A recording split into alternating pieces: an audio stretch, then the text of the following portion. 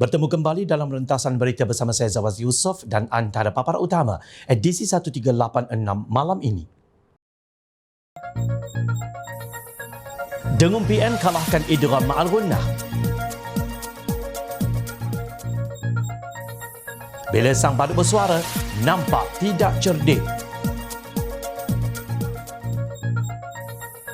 UMNO lebih baik bersama Pakatan Harapan. Jual air bukannya jual agama.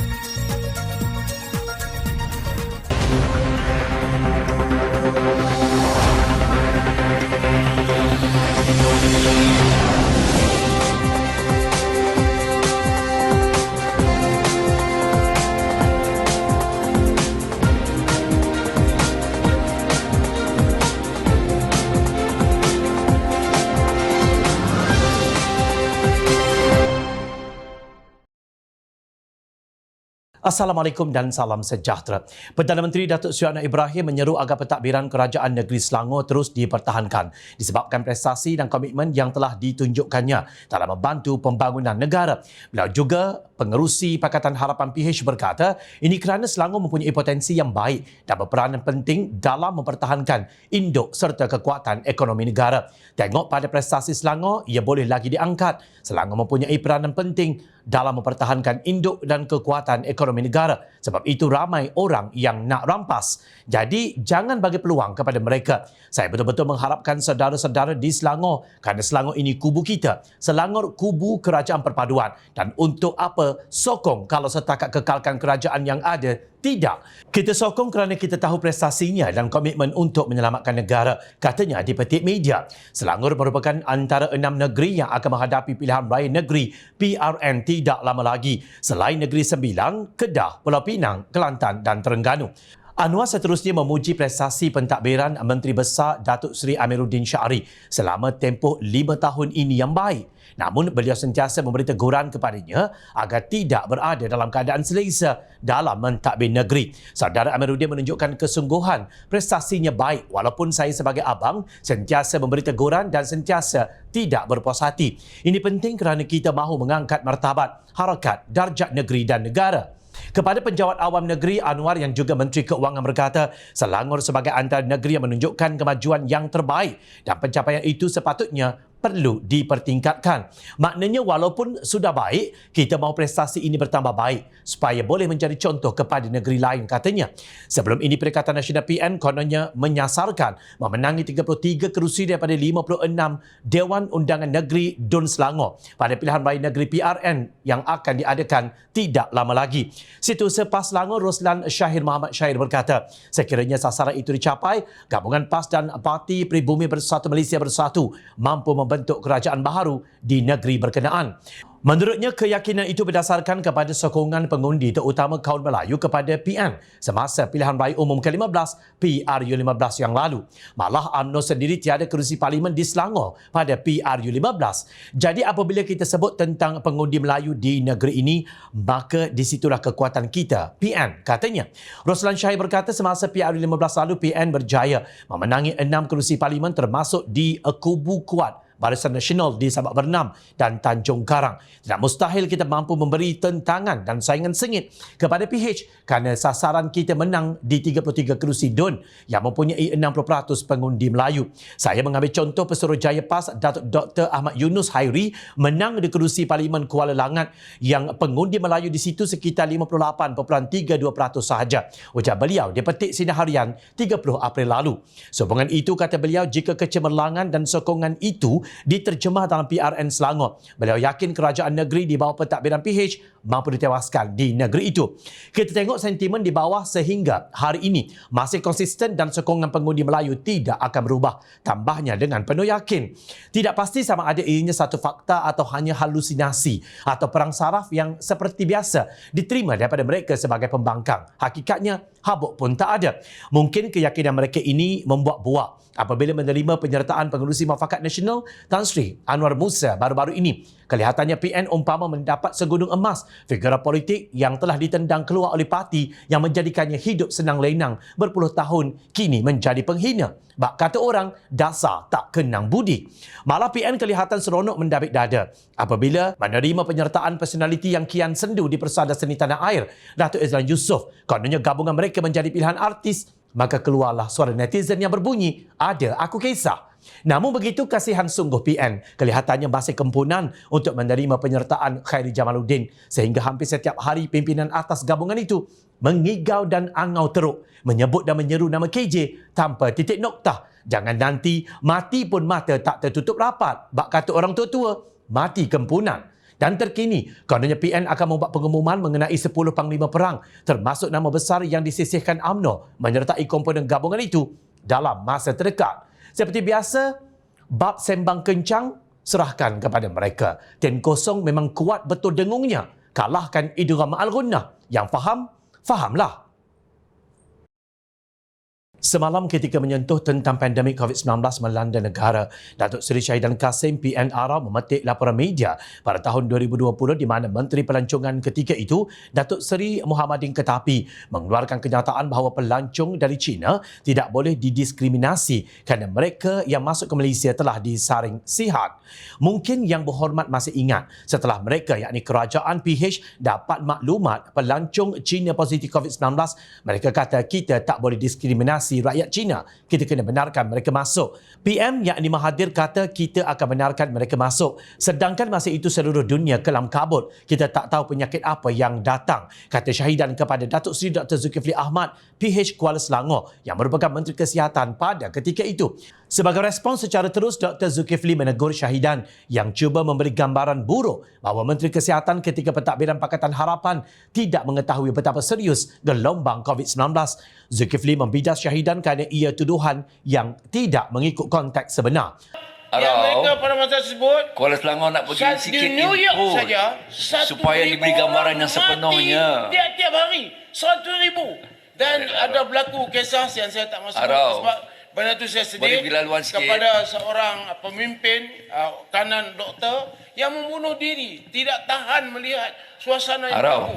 Ada negara yang Budiman dan Madani lah sikit bagi laluan pada Kuala Selangor. Mereka buat demonstrasi. Nanti saya jelaskan berapa kes masa saya tak bagi laluan duduklah. Boleh tak bagi laluan kan. Jangan buat tuduhan macam tu, tak baik. Bagi setengah negara mereka meneruskan, dan di antara Malaysia yang ditelah kurang sopan lah Barang ni. Yang membuat tak madani sangat lah. Kata Zulkifli. Zulkifli terus mencelah ucapan perbahasan Syahidan. Namun Syahidan tidak mengendahkan celahan itu dan meneruskan ucapannya.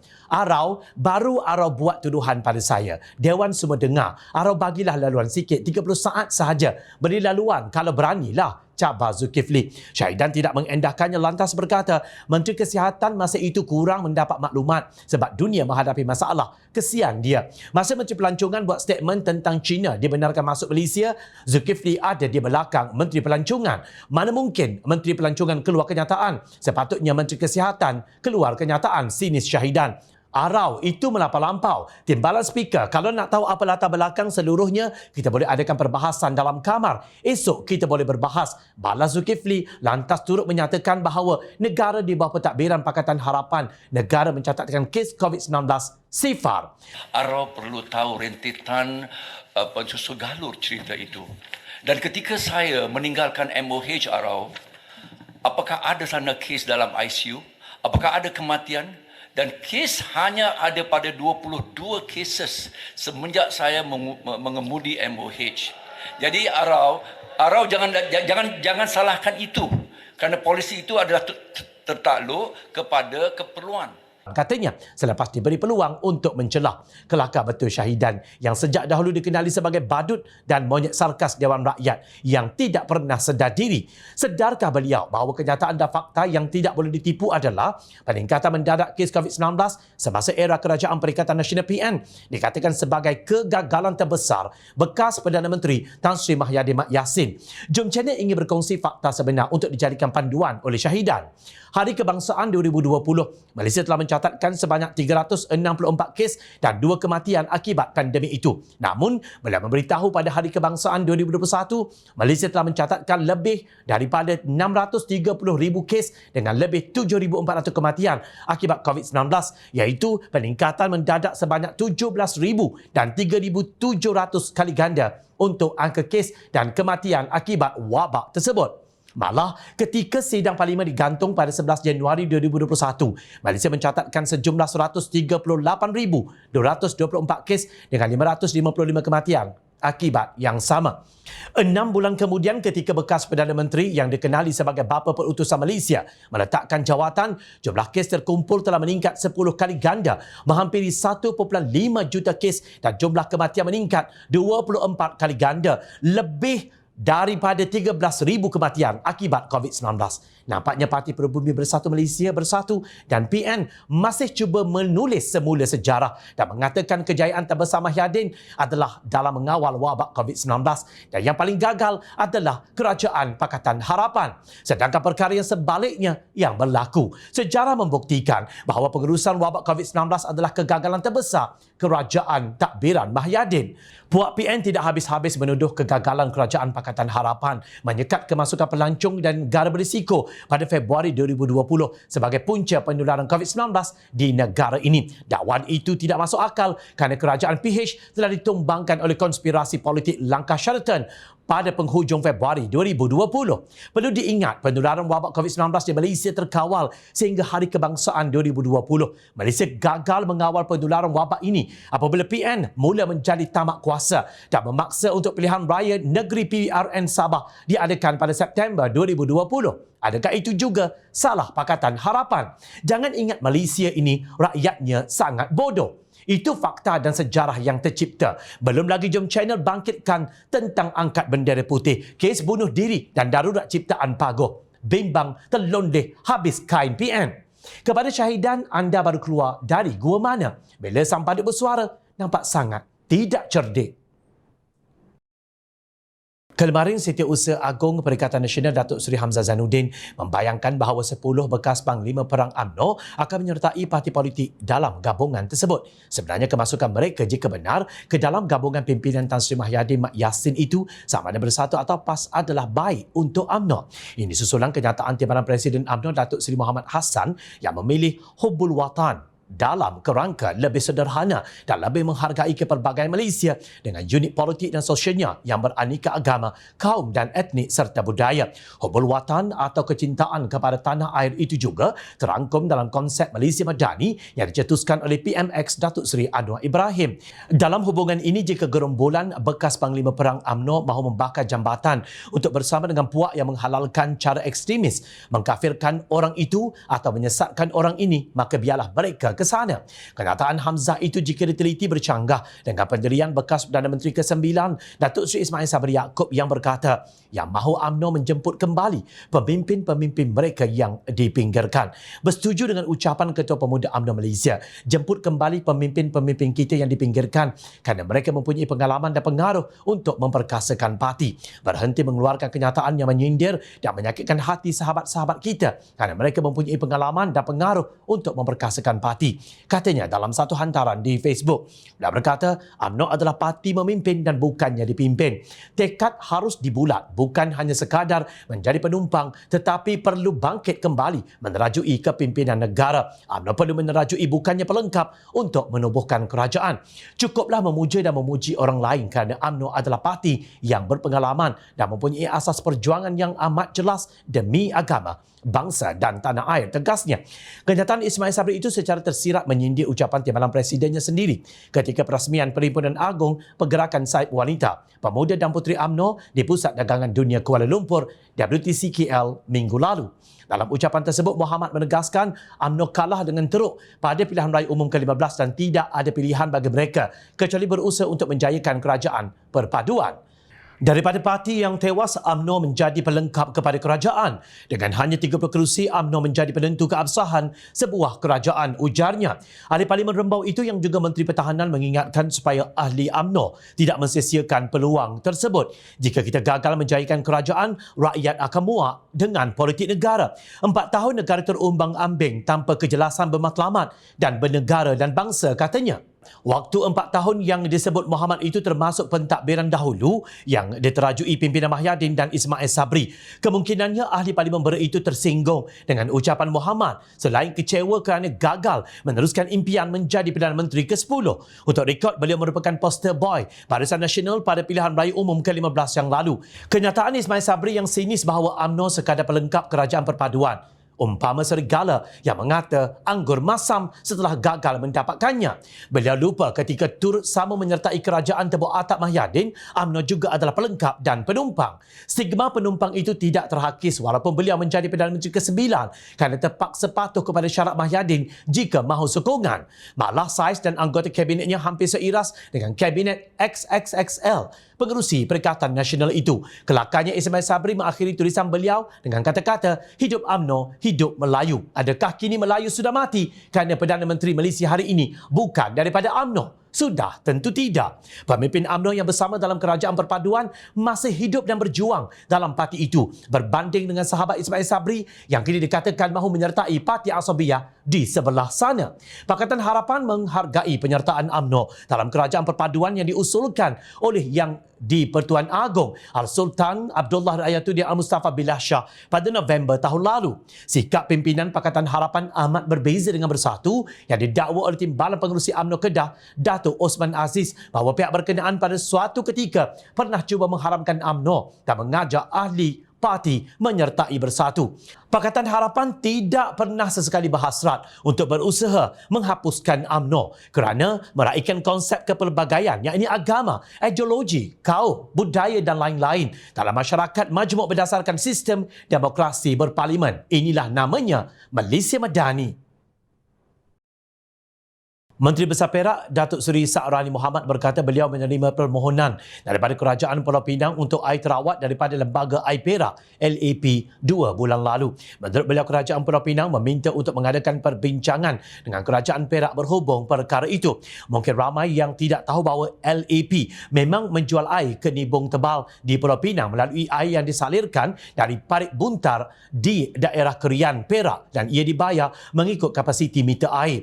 Jadi air terawat yang dirawat oleh Perak dan kita menjualnya, itu boleh. Namun yang tak bolehnya ialah jika air dari Sungai Perak itu hendak diambil untuk dipindahkan ke aliran lain. Saya percaya ia difahami oleh Kerajaan Pulau Pinang yang mana mereka memerlukan air terawat. Mereka bersedia untuk beli air terawat dan kita boleh bincang insya-Allah, katanya. Lapor Berita Harian. Terdahulu Kerajaan Pulau Pinang berhasrat untuk membeli air mentah dari Perak menerusi projek skim pemindahan air dari Sungai Perak SPRWTS, tetapi tidak diluluskan. Sama ada kita nak jual air ini, kita masih perlu untuk pastikan kegunaan di negeri sendiri mencukupi. Kalau tidak, sudah tentu rakyat Perak akan marahkan saya apabila saya jual air kepada negeri lain dan tiba-tiba kita dapati air kita tidak cukup, katanya. Disember tahun lalu, Sa'rani dilaporkan berkata Kerajaan Perak tidak akan membekalkan air ke Pulau Pinang meskipun Barisan Nasional dan Pakatan Harapan sudah membentuk kerajaan campuran di peringkat pusat dan negeri. Bagaimanapun, kenyataan Sa'rani itu tidak disenangi oleh Ketua Pembangkang Razman Zakaria. Beliau mengingatkan Sa'rani supaya berpegang kepada pendiriannya yang pernah bertegas untuk tidak menjual air Perak kepada Pulau Pinang. Razman mengungkit bahawa Sa'rani pernah berkata ibarat orang yang naik kapal terbang. Apabila corong udara terkeluar, maka selamatkanlah diri sendiri dahulu sebelum menyelamatkan orang lain. Tak tahulah kalau sekarang ini UMNO telah pun bersama-sama dengan DAP dan bersama-sama dengan merealisasikan apa juga kehendak DAP. Mungkin ada pendirian lain, tapi untuk isu Perak ini, kita mesti menyelesaikan air di Perak dahulu. Khususnya bagi kawasan pertanian yang menjadi sumber bekalan utama kepada rakyat, iaitu Bukit Merah dan sebagainya sekarang ini mengalami musim kemarau, kekurangan air dan projek untuk memindahkan air daripada Sungai Perak ke Tasik Mera. Kalau UMNO membenarkan air ini, kita harap orang Perak bangkit. Tukar kerajaan akan datang. InsyaAllah, kerajaan yang baru akan menilai untuk kebajikan rakyat Perak dulu yang habis tanah pun dijual. Apapun dijual, ini air pula nak dijual. Pasir nak dijual. Jangan jadi balaci DAP, ujarnya seperti dipetik Harakah Daily. Terdahulu Saklani berkata Perak bersedia menjual pasir dan batu dari negeri ini bagi pembangunan projek tambakan laut selatan Pulau Pinang PSI sekiranya wujud permintaan. Kenyataan ini timbul setelah Menteri Besar Kerajaan Perikatan Nasional Kedah Datuk Seri Muhammad Sanusi Maknor mengisytiharkan Kedah tidak akan menjual pasir dan batu kepada Pulau Pinang bagi projek PSI. Menurut Razban, menjual air, pasir dan batu ke Pulau Pinang menjadi balaci DAP. Demikian singkatnya pemikiran seorang Pesuruhjaya PAS, sebuah parti politik yang mengaku memperjuangkan Islam. PAS tidak melihat di Pulau Pinang itu ada orang Islam dan bukan Islam. Ada kawasan perumahan, ada pasar, ada hospital, ada sekolah, ada universiti, ada masjid, ada surau, ada kilang dan macam-macam lagi fasiliti yang digunakan oleh semua bangsa. Tak kira apa parti politik yang dipangkah oleh mereka pada pilihan raya. Pemimpin PAS lupa sebuah hadis Rasulullah SAW yang bermaksud manusia berkongsi pada 3 perkara iaitu air, rumput dan api. Hadis riwayat Ibnu Majah dan Abu Daud. Hadis ini menunjukkan betapa Islam mementingkan kebajikan untuk semua ciptaan Allah Subhanahu Wa Taala, sama ada manusia, flora dan fauna, mikroorganisma, batu-batan dan gunung ganang yang menyumbang kepada ekosistem dalam alam sekitar kita. Tetapi pemimpin PAS menafikannya. Islam apakah yang sedang dijaja oleh PAS? Kegilaan apakah ini? Ingat, rakyat sentiasa memerhati. Jom Channel ingin mengucapkan jutaan terima kasih kepada para penyokong Jom Channel dan kepada yang berminat untuk memberikan sumbangan bagi membolehkan kami meneruskan perjuangan menyampaikan berita yang benar. Sumbangan boleh dibuat melalui akaun bank yang tertera. Suara rakyat kami sampaikan demi negara tercinta. Teruskan bersama kami di Jom Channel untuk mendapatkan berita politik tanah air. Saya Zawaz Yusof. Assalamualaikum dan salam sejahtera. Jumpa lagi.